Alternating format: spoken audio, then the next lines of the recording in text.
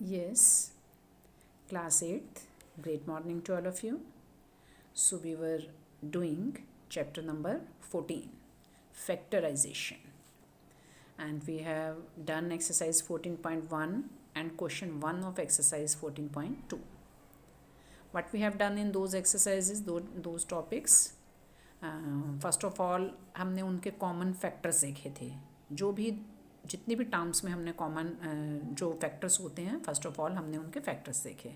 फिर जो दोनों में कॉमन है उसको हम बाहर ले लेते हैं और अंदर जो उसको डिवाइड करके जो नंबर आता है वो अंदर रह जाता है. So that is factorization.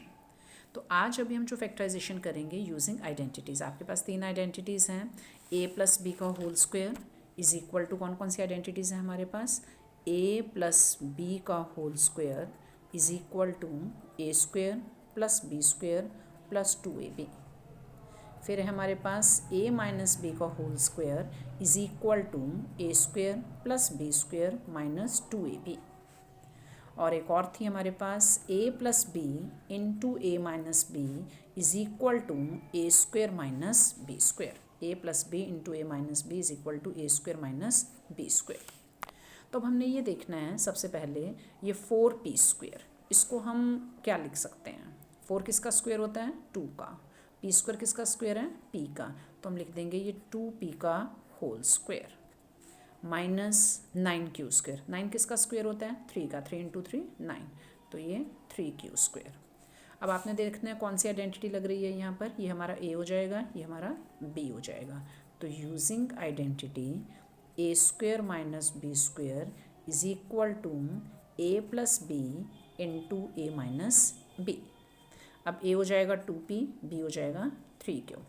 तो a plus b into a minus B.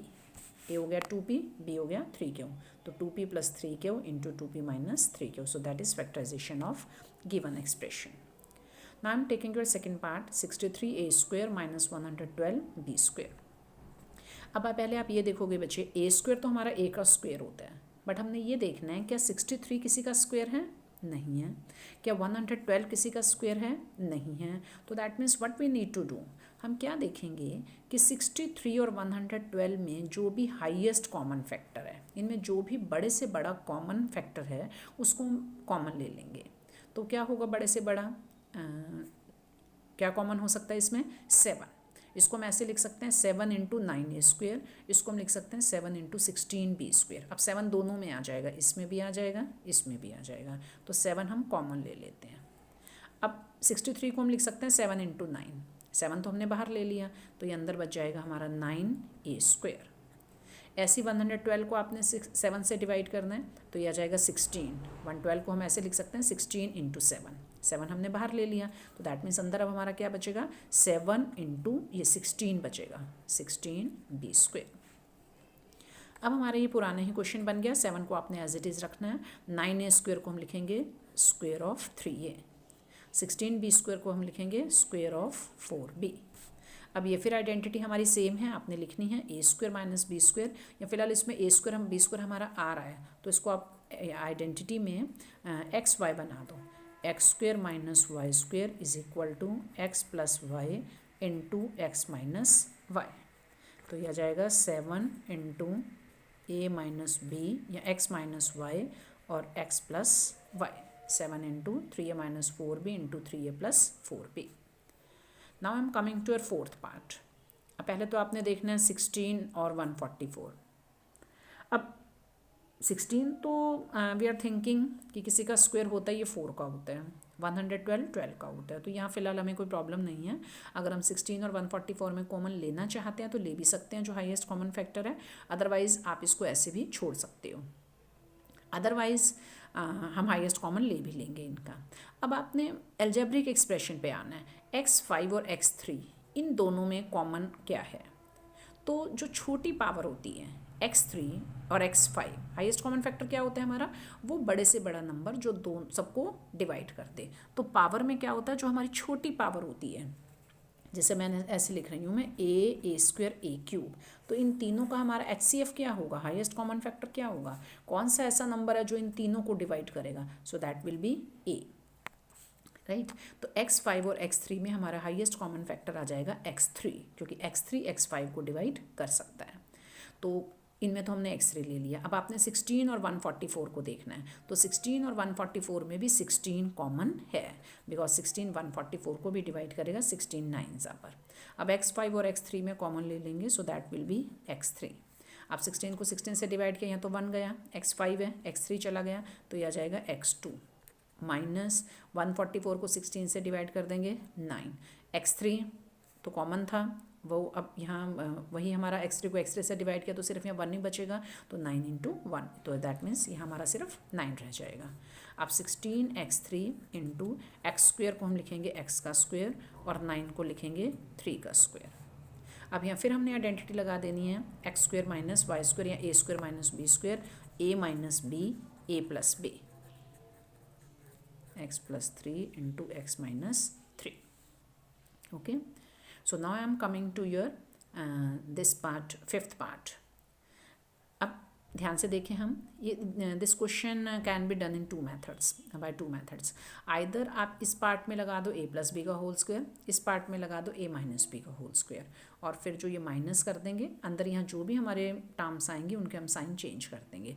But I will prefer, आपके लिए जो और ईजी रहेगा, इंटरेस्टिंग रहेगा, हम इस पूरे को a बना दें। ये पूरा हमारा a हो जाएगा, ये पूरा हमारा b हो जाएगा। तो हम सेम आइडेंटिटी लगा रहे हैं, a square minus b square is a plus b into a minus b. अब a होगा आपका l प्लस m, a ये पूरा हो जाएगा l प्लस m, तो a प्लस ये b हो जाएगा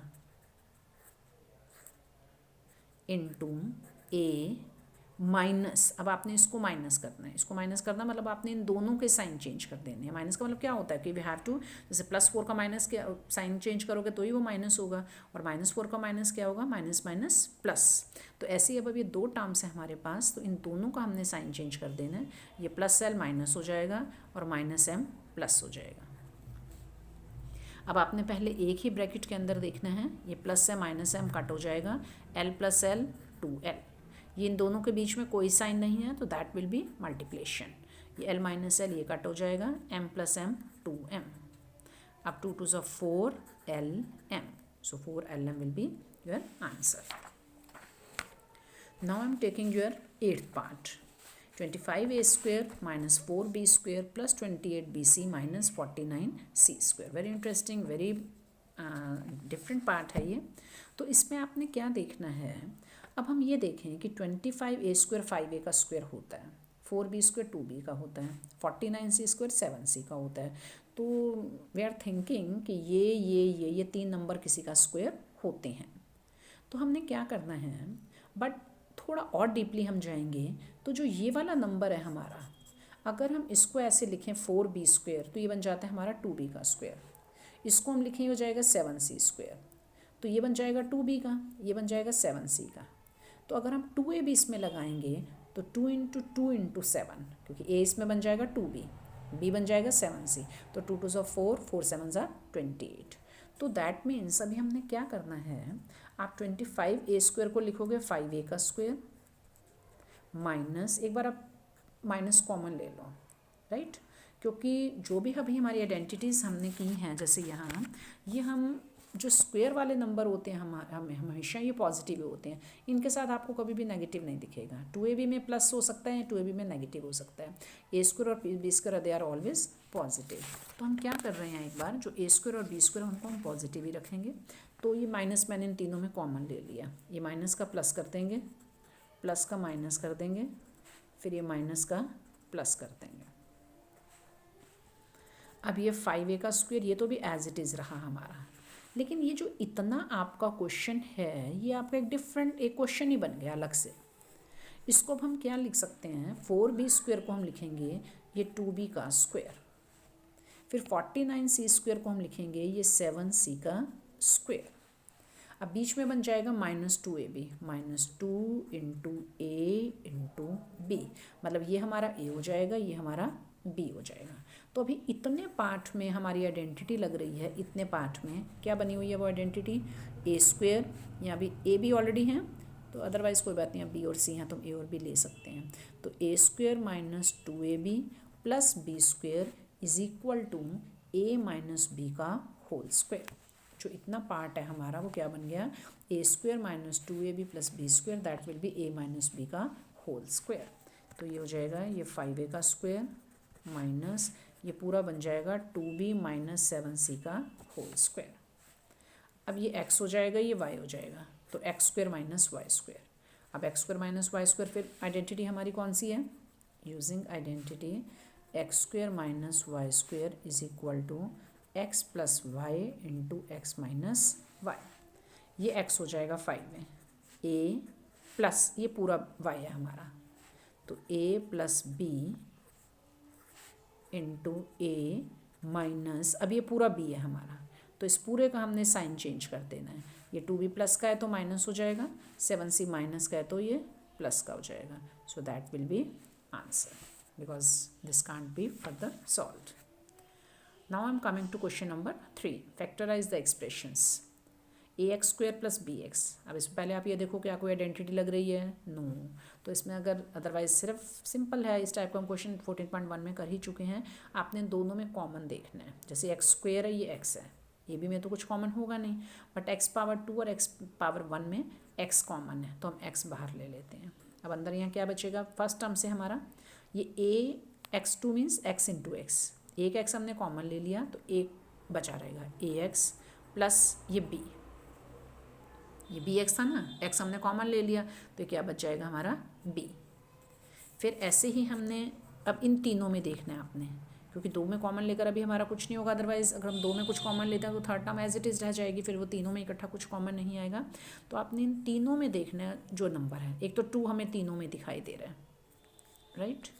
अब आपने x3 है, x है, x है, अभी पहले हमने डिस्कस किया, जो छोटी पावर होती है दैट इज़ द HCF। तो x3 x और x में x हमारा HCF हो जाएगा। अब y इसमें है ही नहीं, ठीक, z इसमें है तो सब में नहीं है, जो तीनों में कॉमन है only that will be taken, बाकी आपने अब यहाँ पर ब्रैकेट डाल देनी है। अब पहली टर्म से हमारा क्या बचा, ये था 2x3, 2 बाहर आ गया, x3 में से x बाहर आ गया, x3 का मतलब होता है x इंटू x, एक x आपने बाहर कर दिया तो x की 2 बच गई हमारी, ये अंदर रह जाएगी, प्लस फिर इसमें 2x तो बाहर ले लिया, ये बच गया वाई स्क्वायर, फिर 2x हमने कॉमन लिया हुआ है तो ये बच जाएगा z square. So only this will be our factorization. Now I am taking your fourth part, am square plus bm square. अब इसमें ध्यान से देखो आप बच्चे, इसमें 4 टर्म्स हैं हमारी, ठीक, तो 4 में हम दो में कुछ कॉमन ले सकते हैं। पहले अगर हम इन दोनों में देखें तो हमें बहुत इजीली दिख रहा है कि m स्क्वायर कॉमन है, तो अंदर यहाँ से बचेगा a प्लस यहाँ बचेगा b। ऐसे इन दोनों में देखो आप, इन दोनों में क्या कॉमन है, n स्क्वायर। अब अंदर यहाँ बचेगा b प्लस a। अब ये a प्लस b या b प्लस a, प्लस में अगर हम 2 + 3 करें या 3 + 2 करें, बोथ आर सेम, तो a प्लस b दोनों में है, ये हमने बाहर कॉमन ले लिया। अब एक और ब्रैकेट डालेंगे, यहाँ बड़ी भी डाल सकते हो कि अब यहाँ से क्या बचा हमारा, a प्लस b तो हमने कॉमन ले लिया तो यहाँ बचा m स्क्वायर, प्लस ये a प्लस b कॉमन था तो यहाँ बचा n स्क्वायर, जो दोनों में कॉमन है वो हमने बाहर कर दिया, तो अंदर ये m square plus n square. Now this is your 7th part. अब पहले आपने इन दोनों में देखना, ये भी 4 टर्म्स हैं, जब 4 टर्म्स होती हैं तो हम दो में कुछ कॉमन देखते हैं, कभी कभी फर्स्ट सेकंड में आ जाता है, अदरवाइज आप फर्स्ट थर्ड भी ले सकते हो, फर्स्ट फोर्थ भी ले सकते हो, सेकंड और थर्ड भी ले सकते हैं। So we can combined any 2 terms, but first of all we prefer अगर पहले दो में हमारा कॉमन आ जाए। तो इन दोनों में पहले आप बच्चे देखोगे ध्यान से क्या कॉमन है हमारा, 5 और 20 में 5 कॉमन है, वाई स्क्वायर और y में y कॉमन है, तो 5y कॉमन आ गया। तो यहाँ 5y स्क्वायर था, 5y कॉमन था तो y बच गया, माइनस अब 20 को आपने 5 से डिवाइड करना है, 20y का मतलब 5 × 4, 5 तो हमने कॉमन ले लिया तो यहाँ 4 बच जाएगा। अब आपने इन दोनों में देखना है क्या कॉमन है, 8 और 2 में अभी हम प्लस कॉमन ले रहे हैं, +2, 8 और 2 में 2 कॉमन है, z दोनों में है तो ये हमने कॉमन ले लिया। अब -8z था, ये माइनस अभी हमने बाहर प्लस किया है तो अंदर एज इट इज साइन रहेंगे ये माइनस। अब 8 को 2 से डिवाइड करोगे तो -4, प्लस ये 2z कॉमन ले लिया तो यहाँ बच जाएगा हमारा y। अब ये y -4 यहाँ भी है, y -4 यहाँ भी है, तो y -4 हमने दोनों में बाहर ले लिया। अब अंदर यहाँ बचेगा हमारे पास 5y प्लस 2z, ये y -4 दोनों में है तो अंदर यहाँ 5y plus 2z. So this will be our answer. So today you will complete question 2 and 3 of exercise 14.2.